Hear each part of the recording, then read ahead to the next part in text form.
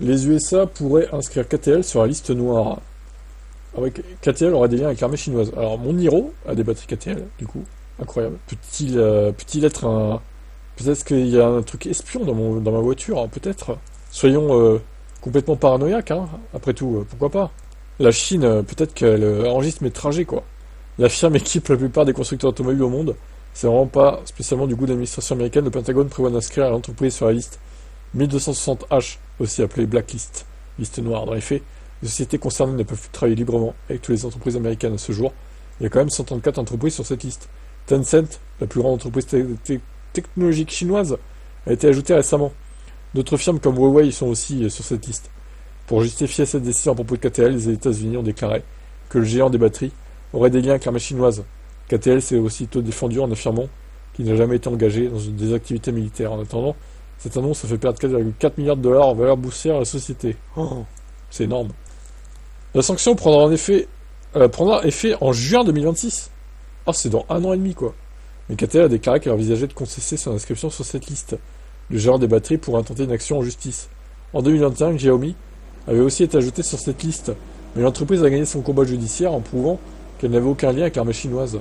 S'adressant au New York Times, un porte-parole de KTL a déclaré que la société s'était jamais engagée dans des activités liées à l'armée.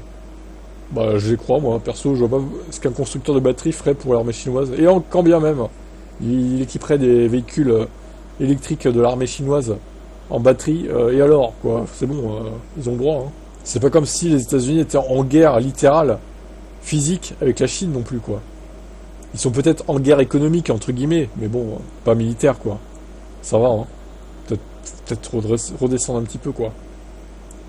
Selon Craig Singleton, expert sur la Chine, les données collectées aux stations de recharge des voitures électriques et les systèmes de gestion des batteries pourraient permettre au gouvernement chinois d'espionner les personnes concernées. C'est lunaire.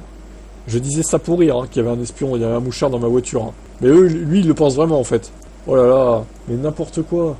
Et quand bien même le gouvernement chinois espionne mes trajets, qu'est-ce qu'il va faire, quoi? Oh mon Dieu, je me sens menacé, hein.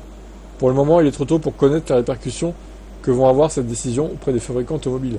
Tesla équipe certains de ses véhicules électriques, bah oui, c'est vrai en plus ça. Les firmes chinoises concèdent également une licence sur cette technologie à l'américain Ford. Ces différents partenariats pourraient être remis en question.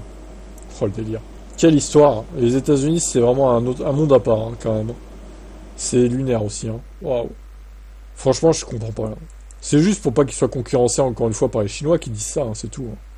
Qu'est-ce que vous en pensez, vous?